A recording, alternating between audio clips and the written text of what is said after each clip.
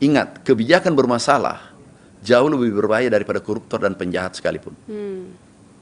Oke, jadi Contoh tadi pupuk. ya. Bayangkan karena kebijakannya ini berbelit-belit yang rugi petani. Tahu ruginya petani? 1 minggu terlambat itu kerugiannya 1 ton Oke. produksinya per hektar. Kita pernah kalkulasi seluruh Indonesia 1 kali musim tanam, kalau pupuk selalu terlambat itu 40 triliun kerugian petani. Signifikan tentunya ya Luar kerugian biasa, yang signifikan. dirasakan. Stand by. On the record. Halo Sobat Antara, selamat datang kembali di podcast Antara on the record bersama saya Suwanti. Ada informasi terupdate begitu ya dari sektor pertanian di tanah air, yaitu 4 juta ton cadangan beras pemerintah alias CBP gitu. Dan angka ini disebut sebagai satu tonggak sejarah baru untuk ketahanan pangan di Indonesia. Dan kalau bicara soal sektor pertanian, pastinya kita akan terlibat dengan aspek-aspek seperti swasembada pangan, kemudian impor beras dan juga ekspornya termasuk, dan pemberantasan mafia pangan gitu ya. Kita akan ngobrolin semua aspek ini bersama dengan Menteri Pertanian Bapak Andi Amran Sulaiman. Pak Amran, bagaimana kabarnya? Baik, alhamdulillah sehat. Dan terima kasih banyak ini Pak sudah berkenan untuk kita ngobrol di podcast Antara. Dan ini adalah kebetulan menjadi podcast yang kedua Pak. Kalau tahun lalu kita bicara soal upaya meningkatkan produksi pangan begitu ya. Kayaknya tahun ini dan terrealisasinya gitu ya. Alhamdulillah. Di tahun ini kita menikmati buah begitu atau hasil yang baik dari upaya tersebut gitu ya Pak. Tapi dengan janji saya tahun lalu kan 4 tahun. 4 tahun, sekarang ini bisa 1 lebih tahun, cepat. baru Betul. 8 bulan. Jadi iya. Doanya media Antara ini bagus. Oke, dan masyarakat Indonesia pastinya. Masyarakat Indonesia. Oke, ini 4 juta ton ya Pak pencapaian berdasarkan data di Mei 2025 begitu. Ini mungkin Sobat Antara juga penasaran sebetulnya strategi yang diterapkan sepanjang perjalanannya begitu sampai akhirnya mencapai 4 juta ton. Pencapaian ini seperti apa sih Pak? Jadi gini, yang pertama adalah ini gagasan besar Bapak Presiden Republik Indonesia. Ya. Komitmen untuk membangun sektor pertanian, khususnya pangan karena ini vital. Pangan bermasalah, negara bermasalah. Ya. Itu disampaikan Presiden pertama tanggal 27 April 1952 pada saat peletakan batu pertama Bogor, IPB. Dikatakan mati hidupnya suatu bangsa itu ditentukan oleh pangan. Kalau pangan bermasalah, negara bermasalah. Sehingga Bapak Presiden sekarang luar biasa berpihak pada sektor pertanian. Karena masalah pangan vital. Dan kita tahu masalah pangan bukan Indonesia, tapi dunia sekarang saat ini. Ada saudara kita 725 juta kekurangan gizi dan bermasalah dengan pangan. Ada 54 negara di dunia. Negara tetangga kita lihat Malaysia, impornya kalau tidak salah 60%, Filipina dan seterusnya. Kita juga 2 tahun terakhir kita impor 7 juta ton, nilainya 80, 90, 100 triliun. Alhamdulillah kemungkinan ini tahun kemungkinan besar. Mudah-mudahan tidak ada gangguan, ada perubahan iklim yang tiba-tiba mendadak. Insya Allah kita aman. Stok kita tertinggi selama 57 tahun. Itu sejak 69 sampai hari ini. Seumur saya tertinggi selama 57 tahun. Yang terpenting ada lagi yang bertanya, itu ada stok di akhir tahun itu 1,7 juta. Iya benar. Tapi terkadang 2 juta stok di akhir tahun, 1,7 kalau tidak salah ke atas itu 15 kali, 15 tahun. Tetapi tidak pernah mencapai 3 juta ton, 3,2 juta ton. Sekarang stok 1,7 di akhir tahun.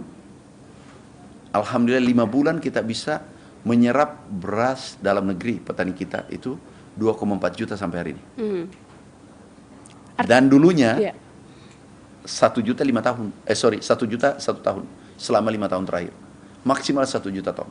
Ini baru 5 bulan sudah menyerap 2,4 juta ton, 2 kali lipat.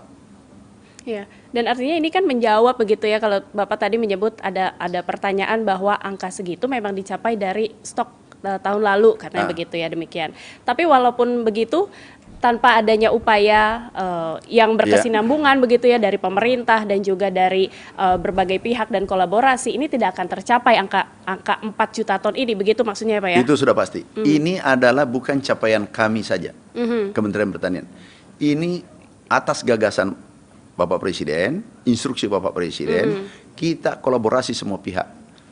TNI, Polri, Kejaksaan, Bulog, BUMN, perdagangan, Menko Pangan, Perindustrian, Menko Ekonomi, semua pihak.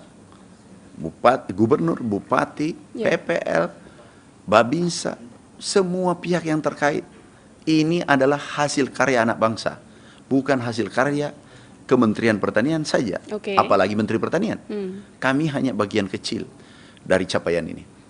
Dan pasti itu hal yang sangat kita setujui bersama ya Pak ya. Dan kalau kita bicara ini soal adanya peningkatan produktivitas dari pertanian, ini petaninya juga kan mendapatkan satu ada nilai tukar petani begitu atau NTP yang juga ikut naik nih. Emang ini sejalan atau ini adalah sesuatu yang diupayakan dari aspek lain sih sebetulnya? Jadi pembenahan ini kita mulai dari hulu ke hilir. Perintah Bapak Presiden, gagasan besar, kemudian kita menerjemahkan, kita memperbaiki regulasi yang ada. Ada 4 impres yang berhubungan langsung petani, itu yang terbit. pro terhadap petani gitu pro ya Pak? terhadap petani. Satu pupuk. Pupuk saja dulu. Ini pupuk dulu harus 12 menteri mengetahui. Baru bisa disalurkan. Kemudian 38 gubernur. Kemudian 500 bupati dan wali kota. 145 regulasi yang mengikat. Hari ini impres turun dari keputusan Menteri Pertanian langsung ke produsen pupuk Indonesia, ke petani.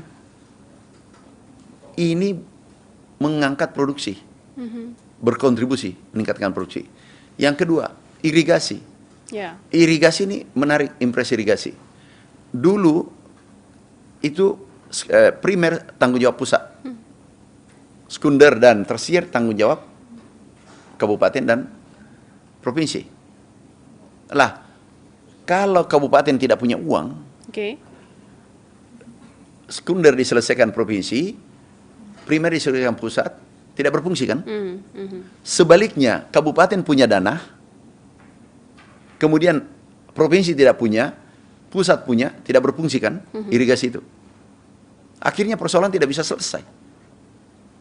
Tetapi dengan kita, Bapak Presiden mengeluarkan impres, tersier, primer, sekunder bisa dikerjakan bupati, gubernur, dan pusat. Sederhana. Ini sudah 2 regulasi yang membantu petani, dan itu ada 2 juta hektar kita akan selesaikan. Berikutnya, kita refocusing anggaran, efisiensi, efisiensi produktif. Contoh, kami refocusing anggaran 1,7 triliun.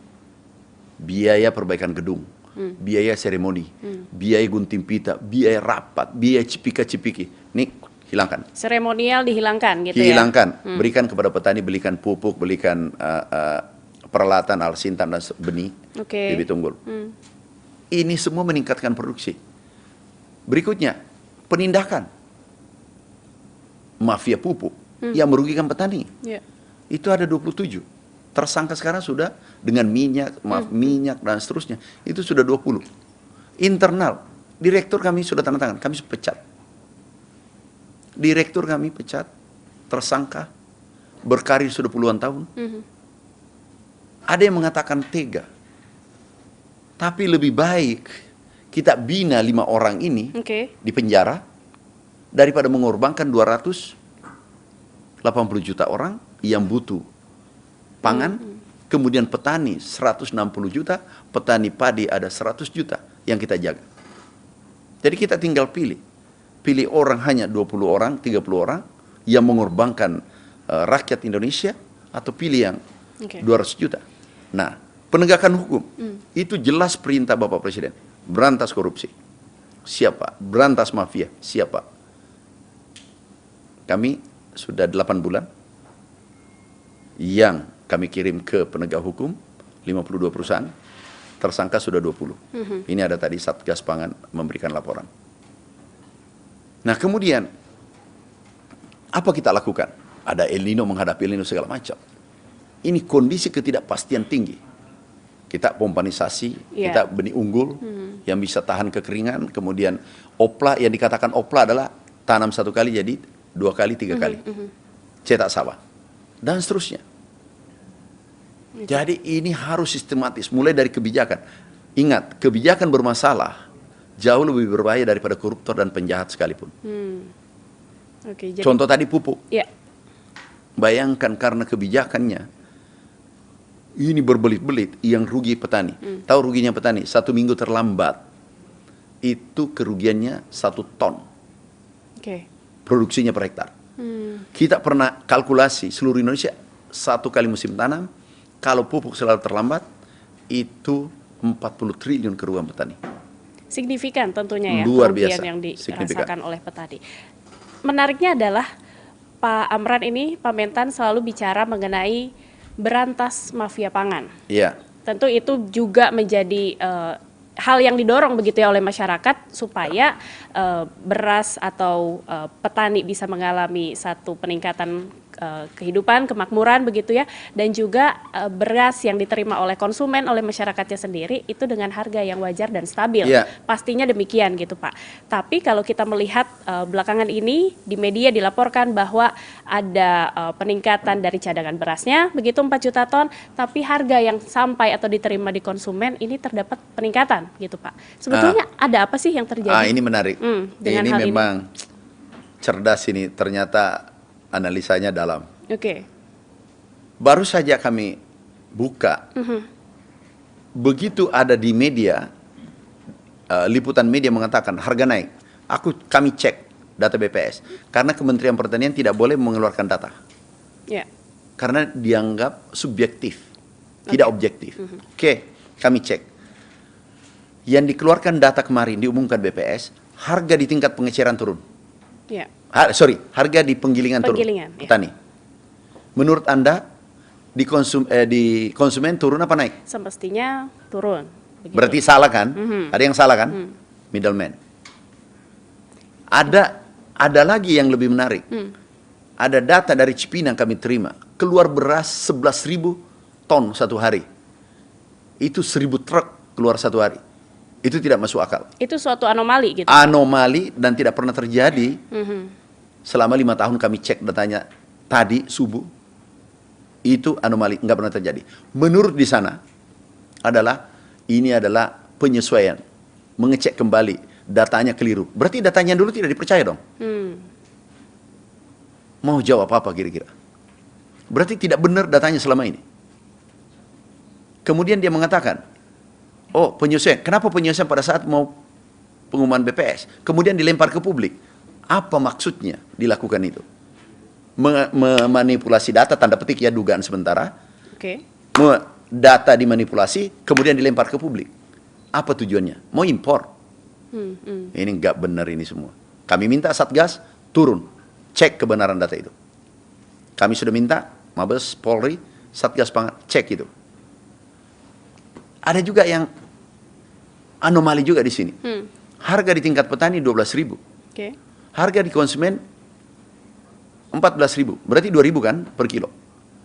Kalau produksi kita baru-baru ini mencapai 21 juta ton. Kali 2.000. Atau ada yang mengatakan 15.000. Average. Katakanlah 2.000. Artinya middleman dapatkan 42 triliun dalam 5 bulan. Petani hanya dapatnya itu 1,5 juta satu keluarga per bulan. Oke. 1,5 juta. Mereka bertarung Betul. siang malam menjaga padinya. Ya. Penuh lumpur, tenggelam dengan lumpur. Dan aku petani, aku ngerti itu. Dulu aku petani sampai sekarang. Aku ngerti itu. Dia dapatnya hanya 1,5 juta. Dan kita beri, Bapak Presiden naikkan harga APP 6.500. Beliau sudah bahagia. Pupuk tidak ada lagi keluhan. Beliau sudah bahagia, irigasi kita kerjakan. Beliau sudah bahagia. Begitu bersyukurnya petani Indonesia. Tapi orang yang hanya bekerja memindahkan dari Jawa Timur ke Cipinang atau kemana, itu mendapatkan keuntungan seluruh Indonesia, pedagang, itu adalah 42 triliun nilainya. Apakah ini adil? Sudah tidak adil, menurutku nih, pandanganku. Menzolimi lagi, mengeluarkan data yang tidak benar. Saya ulang, supaya clear. Sesuai BPS, harga di tingkat petani penggilingan turun. Sepakat ya? Ya. Kalau turun berarti konsumen Mendapatkan harga yang turun juga. Gitu ya. turun kan? Terus kalau naik, aku bertanya, kan sudah banyak pertanyaan, aku tanya satu, salah apa benar itu? Itu sesuatu yang salah dong Pak. Ya Keliru. Tapi bicara soal middleman, ini sepertinya patut untuk dijelaskan lebih panjang dan komprehensif begitu Pak. Ya. Apa, siapa middleman ini kalau dari pandangan Pak Amran? Jadi gini, ada memang, kan tidak semuanya jelek, ada yang baik, Oke. ya kan?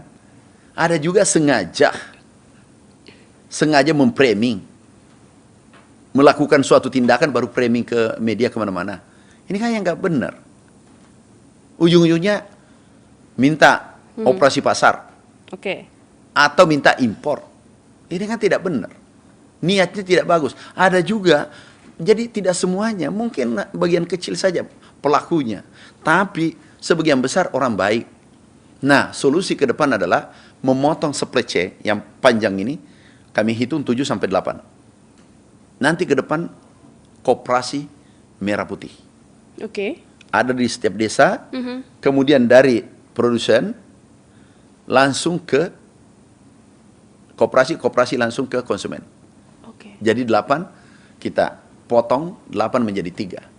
Nah, kalau ini insya Allah koperasi terbangun, ini bisa memotong rantai pasok, meningkatkan harga di produsen, meningkatkan kesejahteraan berarti kan, kemudian daya beli juga meningkat. Yang dulunya beli 1 kilo bisa membeli 1,5 kilo atau 1/4 kilo. Yeah.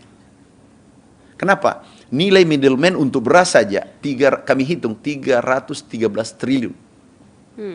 Katakanlah koperasi untung nanti idealnya ya 50 triliun.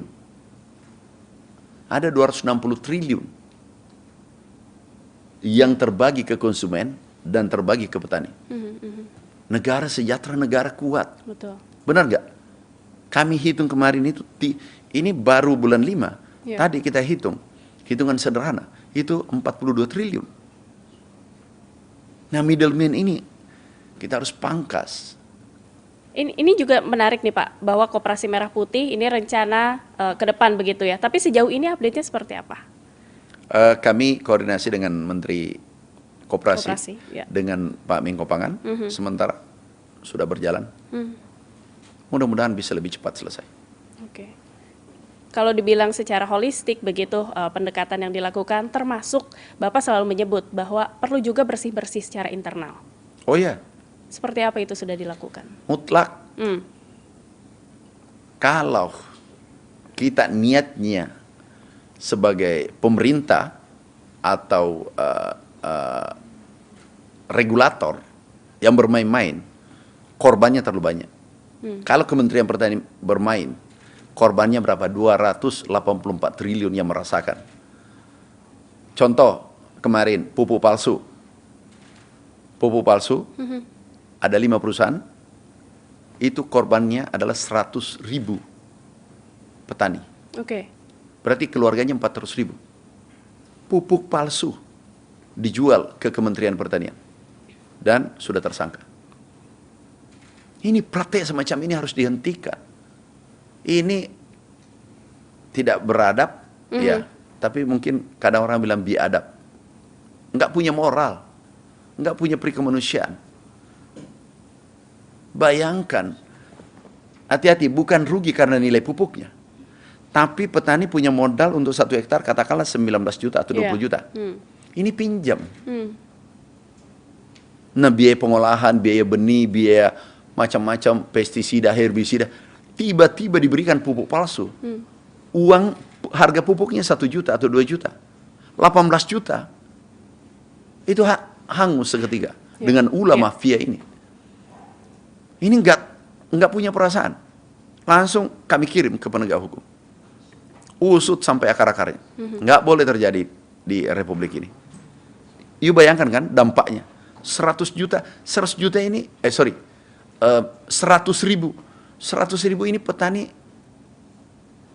posisi sulit. Yeah. Bukan orang kaya raya. Siapa yang mau bela kalau bukan pemerintah? Selama ini kita biarkan dan itu sudah lama terjadi. Kelihatannya. Tapi baru kami masuk menteri, dulu